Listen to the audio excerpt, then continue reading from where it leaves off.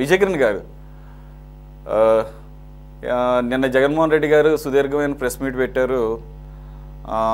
ఇది కేంద్ర బలగాలతో రీపోలింగ్ జరిపించాలని డిమాండ్ చేశారు. దానికి సంబంధించి కోర్టులో కూడా వేశారు. కోర్టు జోక్యం చేసుకోలేముంది ఎలక్షన్ కమిషన్ వ్యవహారంలో. సో అదొక అంశం అయితే సరే, లోకల్ బాడీ ఎలక్షన్స్ వ్యవస్థలు కూడా అనుకూలంగానే పనిచేస్తే అందరికీ బహిరంగ రహస్యమే.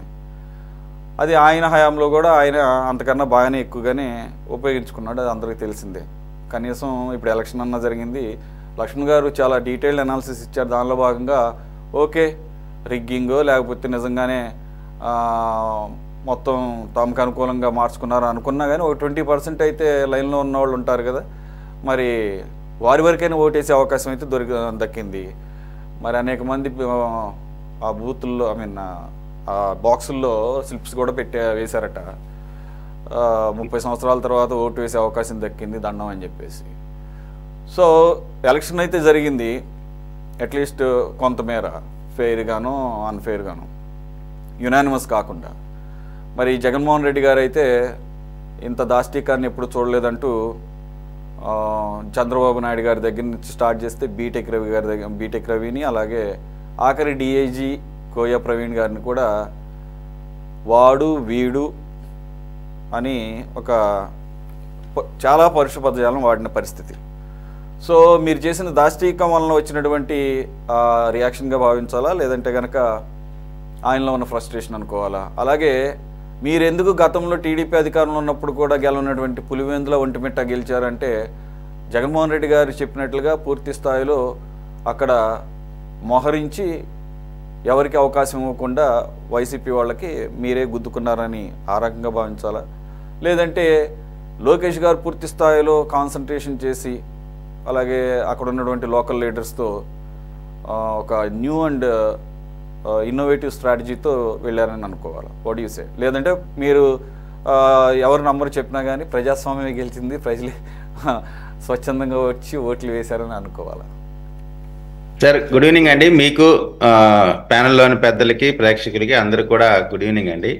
ముందుగా 30 సంవత్సరాల తర్వాత స్వేచ్ఛగా ఓటు హక్కు వినియోగించుకొని జెడ్పీటీసీ ఎన్నికల్లో ఓటు వేసిన ఓటర్ దేవుళ్ళకి, అదేవిధంగా గెలిచినటువంటి పులివెందుల మరియు ఒంటిమిట్ట జెడ్పీటీసీ సభ్యులకి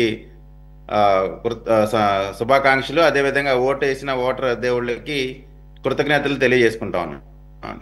మీరు ఇప్పుడు సార్ చెప్పారు ఏదో మొత్తం మేము పోలీసులు వేసుకున్నారు, లేకపోతే మేము సార్ ఎలక్షన్ ఎక్కడైనా సరే ఏ మేనేజ్మెంట్ చేసినా, అది ఏ పోల్ మేనేజ్మెంట్ చేసినా 5 to 10 లేదా మ్యాక్సిమం అంటే 15% ఆఫ్ ఓటింగ్ కోసం రకరకాల విన్యాసాలు అన్ని పార్టీ నాయకులు చేస్తారు. అది అందరికీ తెలిసిన బహిరంగ రహస్యం. దానికి బంధురికం ఉపయోగిస్తారు, లేదా ఇంకొకటో ఆ 5 to 15% లోపల ఓటర్స్ని మాత్రమే ఎవరైనా ప్రభావితం చేసేటువంటి ప్రయత్నం చేయగలుగుతారు. కానీ బై అండ్ లార్జ్ ఓటర్లు మొత్తం కూడా ఏదో బెదిరించో లేకపోతే రిగ్గింగ్ చేసుకోనో చేసేటువంటి పరిస్థితి ఎక్కడా కూడా ఉండే అవకాశం లేదు. మరి ముఖ్యంగా ఈరోజు జరిగినటువంటి పులివెందుల ఎన్నికలు చూడండి, ఒంటిమిట్టలో చూడండి, ఒంటిమిట్టలో వచ్చినటువంటి ఓట్లు చూడండి, అదేవిధంగా పులివెందుల్లో వచ్చిన ఓట్ల పరిస్థితి చూడండి. అక్కడికి ఇక్కడికి జరిగిన మీరు ఆ ఓటింగ్ ప్యాటర్న్ కానీ అన్నీ చూస్తే మేమేదో మొత్తం చేసేసుకున్నాం అనేటువంటి మాట సత్య దూరం అనేటువంటిది స్పష్టంగా అర్థమవుతా ఉంది. వైసీపీ చెప్పే మాటలన్నీ కూడా ఎలా ఉంటాయంటే, ఇవాళ అంబటి రాంబాబు ఒక ట్వీట్ చేశాడు, ట్విట్టర్లో ఇది పెట్టాడు, ఒక వీడియో పెట్టాడు. ఎక్కడో పశ్చిమ బెంగాల్లో ఎప్పుడో జరిగినటువంటి ఒక ఓట్ రిగ్గింగ్కి సంబంధించిన ఒక వీడియో పెట్టి అదేదో పులివెందుల్లో జరిగినట్టు అని ఒక పెద్ద ఏదో సెన్సేషన్కి నేను వెతికి బయట పెట్టాను అనేటువంటి విధంగా ఆయన పెట్టినట్టు. అంటే వైఎస్ఆర్ కాంగ్రెస్ పార్టీ చెప్పే మాటలు, ఈ అంబటి రాంబాబు పోస్ట్ చేసినటువంటి ఆ ట్విట్టర్ రెండు ఒకటే. ఎందుకంటే వీరు పూర్తిగా అబద్ధం. వైఎస్ఆర్ కాంగ్రెస్ పార్టీ హయాంలో 5 సంవత్సరాల్లో ప్రజలు మన్నలు పొందటం చేతకాక, అదేవిధంగా సార్ చెప్పారు చాలా స్పష్టంగా ఆ కుటుంబంలో వచ్చినటువంటి సమస్యలు. వివేకానంద రెడ్డి గారికి సంబంధించి అక్కడ వీళ్ళకి కంచుకోటగా అయింది అంటే అదేదో వీళ్ళేదో వీళ్ళ గొప్పతనం ఏం కాదు. వివేకానంద రెడ్డి గారు ప్రతి ఇంట్లో కూడా కుటుంబ సభ్యుడిగా ఎవరికి సమస్య వచ్చినా, చిన్నోడైనా పెద్దోడైనా ఎవరైనా సరే ఆయన అడ్రస్ చేసేవాడు. ఏ సమస్య ఉన్నా వాళ్ళని ఇబ్బంది లేకుండా ఆయన డబ్బులు ఇచ్చాడో కష్టపడ్డాడు, ఏదో మొత్తానికి ఆ నియోజకవర్గానికి సంబంధించి ప్రతి ఓటర్తో కూడా ఒక కుటుంబ సభ్యుడిగా ఒక అటాచ్మెంట్ ఉండేది. అటువంటి వ్యక్తికి రకరకాల వీడియోలు, పూటకొక వీడియోలు బయట పెట్టి ఆయన క్యారెక్టర్ అసోసియేట్ చేసి ఆయన రకరకాలుగా ఇబ్బంది పెట్టి, చనిపోయినాక కూడా రోజు చంపేవాళ్ళు. అంతేకాకుండా ఆయన కూతుర్ని చేసినటువంటి ఇబ్బందులు, కూతురే చంపింది అంటారు కాసేపు, అల్లుడు చంపాడంటారు కాసేపు, రకరకాలైనటువంటి నిందలు వేసి ఏ నాయకుడి ద్వారా ఆ నియోజకవర్గం వాళ్ళకి కంచుకోట అయిందో ఆ నాయకుడిని చంపినటువంటి వ్యక్తికే ఎంపీ టికెట్ ఇచ్చి అతనే ఈ రోజున ఆ పులివెందుల ప్రాంతంలో తిరుగుతూ ఉంటే ఓట్లు మీకు అసలు ఎందుకు వేస్తారు జనాలు? ఇది పూర్తిగా ప్రజాస్వామ్యం. ఒక 5% 10% ఏదో పోల్ మేనేజ్మెంట్ జరిగిందో లేదా ఇంకోటి జరిగిందంటే అది ఎవరైనా నమ్మడానికి అవకాశం ఉంటుంది. కానీ ఇవాళ మీకు డిపాజిట్ కూడా రాలేదు అంటే ప్రజల్లో మీ పైన ఉన్నటువంటి వ్యతిరేకత ఏంటి? వీళ్ళు పోస్ట్ మార్టం చేసుకోవాలి, మేము ఎక్కడ తప్పు చేసాము, ఏం జరుగుతుంది. అసలు పులివెందుల లాంటి ప్రాంతాల్లో రాజశేఖర రెడ్డి గారి కుటుంబానికి సంబంధించినటువంటి కుటుంబ సభ్యులంతా కూడా ఎక్కడ కనపడనటువంటి పరిస్థితిలో కనీసం డిపాజిట్ రాలేదంటే ఏ రకమైనటువంటి అభిప్రాయం ప్రజల్లో మీ పైన ఉన్నది అనేటువంటిది వాళ్ళు చూసుకోవాల్సినటువంటి పరిస్థితి. అంటే కేవలం పోలీసుల మీదో లేదో తెలుగుదేశం పార్టీ నాయకుల మీదో నిందలన్నీ నెట్టేసి కుంటోడు కానీ మంచం మీద నేను లెగిస్తే మనిషిని కాదన్నట్టుగా ఈ చేసిన ఇదంతా వాళ్ళు చేసి వాళ్ళ చేతకాంతనాన్ని మా పైన రుద్దేటువంటి ప్రయత్నం చేయటం మాత్రం నిజంగా దివాలా కోరుతాను. నేను ఆయన ప్రెస్ మీట్లో కూడా ఆయన మాట్లాడిన భాష, ఆయన లాంగ్వేజ్, వాడు వీడు ఎవరినైనా సరే చిన్న లేదు పెద్ద లేదు. ఏమండి, జగన్మోహన్ రెడ్డి గారు వంగి కొబ్బరికాయ కొట్టలేనటువంటి ఆయన చంద్రబాబు నాయుడు గారుని వయసు అయిపోయిందనో లేదా ఇదే చివరి ఎన్నికలనో, ఎవరి చివరి ఎన్నికలో ఏంటో ప్రజలు నిర్ణయించారు. చివరి ఎన్నికలు మీకు ఆల్రెడీ అయిపోయింది.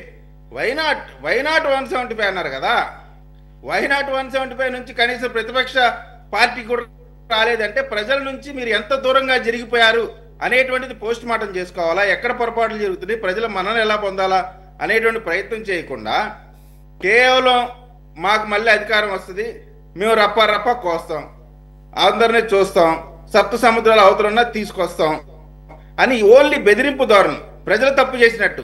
ఇప్పుడు వీళ్ళు తప్పు చేస్తే ఓటు మాకు వేయలేదు కాబట్టి ప్రజలు తప్పు చేశారు అంటే వీళ్ళకి అనుకూలంగా వస్తేనేమో అన్ని వ్యవస్థలు బాగా నడిచినట్టు. సార్ నేను ఒక ఎగ్జాంపుల్ చెప్తా వినండి.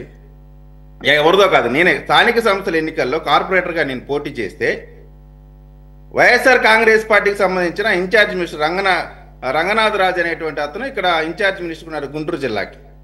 కార్పొరేషన్ ఎన్నికలు జరుగుతుంటే ఎలక్షన్ ముందు రోజు నైటు వైఎస్ఆర్సీపీకి సంబంధించిన నాయకులు, స్థానిక ఎమ్మెల్యే సోదరుడు, అదేవిధంగా రంగనాథరాజు బంధువులు అతను వీళ్ళు వచ్చి వాటిలో డబ్బులు పంచుతూ ఉంటే ఆ డబ్బులు పంచేది మేము వీడియో తీసి వాళ్ళని పట్టుకొని పోలీసులకు అప్పచెపితే మా పైన పెట్టిన కేసు ఏంటో తెలుసండి. అది కూడా ఎప్పుడు మేము పట్టించాము నెక్స్ట్ డే ఈవినింగ్ 5 గంటలకి, అంటే ఇవాళ నైట్ జరిగితే రేపు సాయంత్రం 5 గంటలకి కూర్చొని కుక్ చేసుకొని నా పైన పెట్టినటువంటి కేసు డకాయిటీ కేసు పెట్టారు. 14 సంవత్సరాలు శిక్ష పడే సెక్షన్ పెట్టారు.